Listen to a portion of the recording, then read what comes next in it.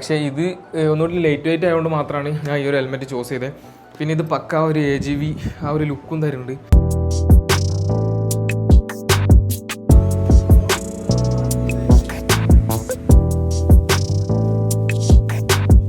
Hello guys, പുതിയൊരു വീഡിയോയിലോട്ട് എല്ലാവർക്കും സ്വാഗതം. അപ്പോൾ ഇന്നത്തെ ചെന്നാ ചിരിക്കുന്നു കേട്ടോ. അപ്പോൾ ഇന്നത്തെ നമ്മുടെ വ്ളോഗ് എന്ന് പറയുമ്പം എൻ്റെ കയ്യിലുള്ള നമ്മുടെ AGV നമ്മളെ റൈഡക്സിൻ്റെ ടൈറ്റാനിയം എന്ന് പറയുന്ന മോഡലാണ് ഹെൽമെറ്റ് ഞാൻ യൂസ് ചെയ്യുന്നത്. അപ്പോൾ ഈ ഒരു ഹെൽമെറ്റ് വാങ്ങി അന്നേ എനിക്ക് നല്ല പൂതിയുണ്ടായി AGVൻ്റെ സ്റ്റിക്കർ അടിക്കാൻ ഇവിടെ അങ്ങനെ, അതേമാതിരി ഇവിടെ ഒന്നും. അപ്പോൾ ഇതുവരെ സംഭവം നടന്നിട്ടില്ല, പരിപാടി നടന്നിട്ടില്ല. അപ്പോൾ നമ്മൾ ട്രോമിക്കൊക്കെ അടിച്ചിട്ടുണ്ട്. അപ്പോൾ ഞാൻ അവനോട് ചോദിച്ച്, ഒന്നാമത് പറയുമ്പോൾ ഈ സ്റ്റിക്കർ ഇപ്പോൾ കിട്ടാനില്ല. ഞാൻ എൻ്റെ റൈഡക്സിൻ്റെ അല്ല, എൻ്റെ വെഗൻ്റെ ഒരു ഹെൽമെറ്റിലൊക്കെ ചെയ്ത് പറയുമ്പോൾ ഷോപ്പിൽ നിന്ന് വാങ്ങിച്ചാണ്ട് ഡയറക്റ്റ് ഒട്ടിച്ചേക്കാണ്. അപ്പോൾ അതാവുമ്പോൾ നമുക്ക് റിസ്ക് ഒന്നുമില്ല, വാങ്ങി ഒട്ടിച്ചാനുള്ളൊരു സംഭവമേ ഉള്ളൂ. പക്ഷേ ഇപ്പോൾ ആ സാധനം കിട്ടാനില്ല. അപ്പോൾ നമ്മൾ എന്താ ചെയ്യാൻ വേണ്ടി പോകണമെന്ന് വെച്ചാൽ, നമ്മൾ സ്റ്റിക്കർ കടയിൽ പോയിട്ട് ഇവിടെ സ്റ്റിക്കർ ചെയ്യാൻ വേണ്ടിയിട്ട് പോവാണ്.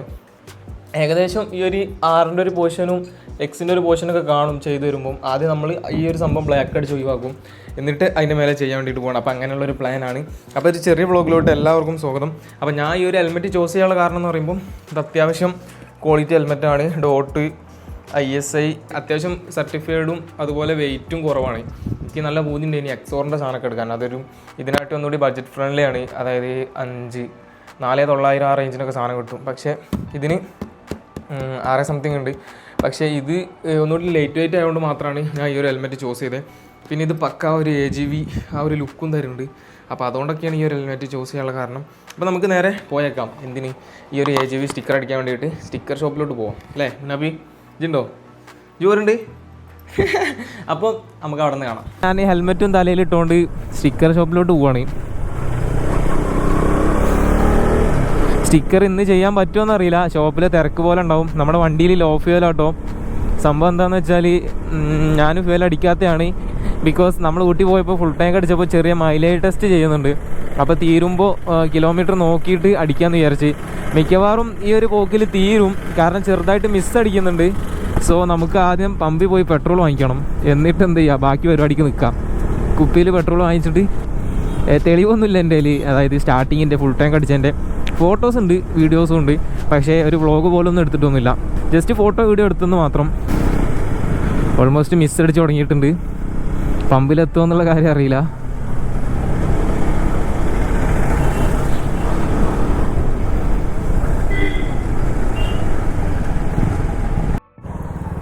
ഗൈസ്, അങ്ങനെ നമ്മുടെ വണ്ടിയുടെ പെട്രോൾ കംപ്ലീറ്റ്ലി കഴിഞ്ഞിട്ടുണ്ട്. നമുക്ക് കിട്ടിയ മൈലേജ് എന്ന് പറയുമ്പം 299.2 അതായത് 9 ലിറ്ററിൽ ഓടിയത്.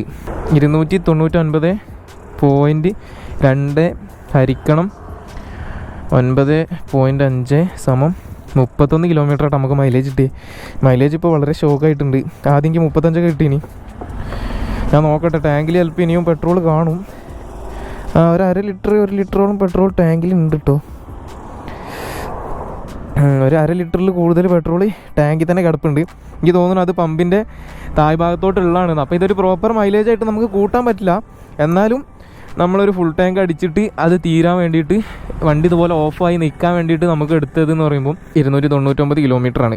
അത് വെച്ച് കാൽക്കുലേറ്റ് ചെയ്യുമ്പോൾ നമ്മളെ മൈലേജ് 31 കിലോമീറ്റർ പെർ ലിറ്ററാണ്. പക്ഷെ അതൊരിക്കലും കൂട്ടാൻ പറ്റൂല എന്നാണ് തോന്നുന്നത്. കാരണം 1 ലിറ്ററോളം പെട്രോൾ ടാങ്കിൽ ഇപ്പോഴും ഉണ്ട്.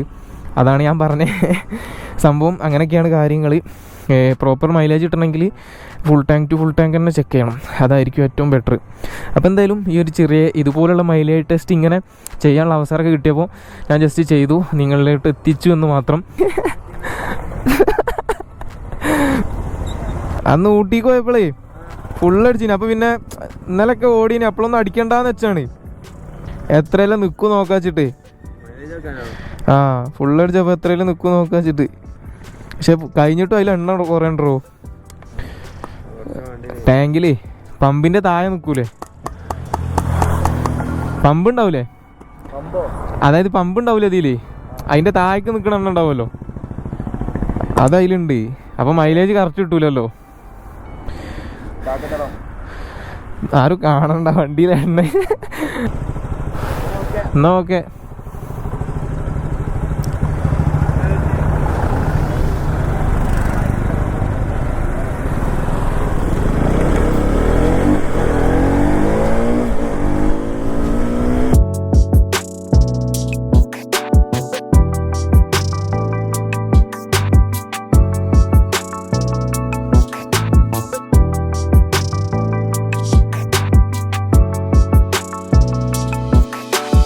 ഗായ്സ് അങ്ങനെ നമ്മളെ പരിപാടിയെല്ലാം കഴിഞ്ഞപ്പം നല്ല രീതിക്ക് ലാഗായിട്ടുണ്ട് കേട്ടോ.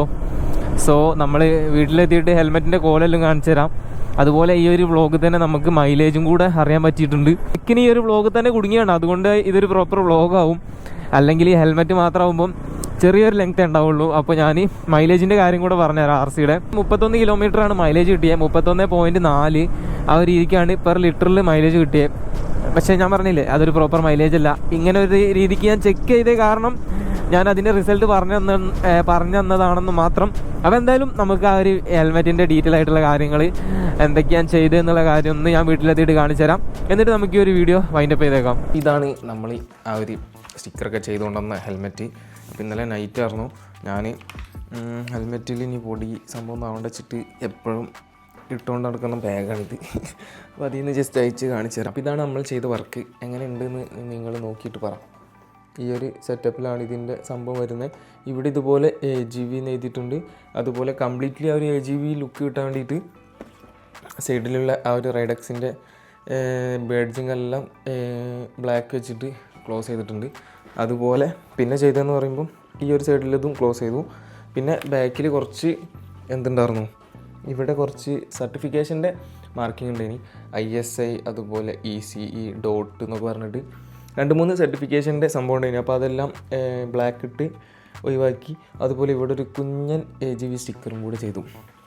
അപ്പോൾ നമ്മൾ അത്യാവശ്യം സമയം വെയിറ്റ് ചെയ്തിട്ടുണ്ട് ഈ ഒരു സംഭവം ചെയ്യാൻ വേണ്ടിയിട്ട്. നല്ല രീതിക്ക് സമയം ഇത് ചെയ്യാൻ വേണ്ടി നമുക്ക് പോയിട്ടുണ്ട്. അപ്പോൾ അതുകൊണ്ട് തന്നെ ഈ ഒരു വർക്കെല്ലാം ചെയ്ത് തീർക്കാൻ വേണ്ടിയിട്ട് അവ നമ്മളിൽ നിന്ന് വാങ്ങിച്ച ക്യാഷ് എന്ന് പറയുമ്പോൾ വെറും 100 രൂപ, 100 റുപ്പീസ്. പിന്നെ ഞാൻ ഇതിന് പുറമെ നമ്മുടെ RCയുടെ മേളിൽ RCയുടെ ടാങ്കിൽ എന്ത് ചെയ്തിട്ടുണ്ട്, നമ്മുടെ ഇൻസ്റ്റാൾ ചെയ്തിട്ടുണ്ട്. ഞാൻ കുറേ മുന്നേ എഴുതിയിനി, പിന്നെ അതിൽ നിന്ന് പോയി. അപ്പോൾ ഞാൻ വീണ്ടും എഴുതി. അപ്പോൾ ഇനി അതിന് വേണ്ടിയിട്ട് പിന്നെ ഒരു ദിവസം വരേണ്ടെന്ന് വിചാരിച്ചിട്ട് എന്ത് ചെയ്ത് ഞാൻ അതും കൂടെ എഴുതി. അപ്പോൾ അങ്ങനെയൊക്കെയാണ് സംഭവം. അപ്പോൾ ഈ ഒരു സംഭവം സിമ്പിളായിട്ട് തന്നെ നമുക്ക് ചെയ്യാൻ പറ്റുന്ന സംഭവമാണ്. അപ്പോൾ ഞാൻ ഇതിൻ്റെ ഇടയിൽ പഠിക്കൽ സ്റ്റിക്കർ ഷോപ്പ് പോയിനി, അവിടെ തിരക്ക് കണ്ടപ്പോൾ. അപ്പോൾ ഓര് പറഞ്ഞതെന്ന് പറയുമ്പോൾ അവിടുത്തെ മെഷീനിൽ ഇത് ചെയ്യാൻ പറ്റില്ല എന്നൊക്കെയാണ്. സംഭവം സിമ്പിളാണ്. ചിലവർക്ക് ഇത് ചെയ്യേണ്ട രീതി ഐഡിയ സംഭവമൊന്നും അറിയില്ല. അപ്പോൾ അതുകൊണ്ട് ഒരു അങ്ങനെ പറയുന്ന സംഭവമാണ്. അത് കാര്യമാക്കണ്ട. നമ്മുടെ കടപ്പടിയത്തെ ചെക്കൻ എന്തായാലും ചെയ്യും.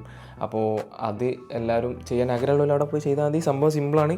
അപ്പോൾ അതിൻ്റെ കാര്യങ്ങളൊക്കെ വെച്ചിട്ടുള്ള ഈ ഒരു ചെറിയ വ്ളോഗ് ഞാൻ ഇവിടെ വൈൻഡപ്പ് ചെയ്യാൻ വേണ്ടി പോവാണ്. അപ്പോൾ എങ്ങനെയുണ്ട് വീഡിയോ? എല്ലാവർക്കും ഇഷ്ടപ്പെടുമെന്ന് വിചാരിക്കുന്നു. പിന്നെ ബൈക്കിൻ്റെയോ അല്ലെങ്കിൽ മറ്റു ട്രിപ്പിൻ്റെ ഒക്കെ ആയിട്ടുള്ള പുതിയൊരു വീഡിയോ ആയിട്ട് നമുക്കിനി കാണാം ഗൈസ്.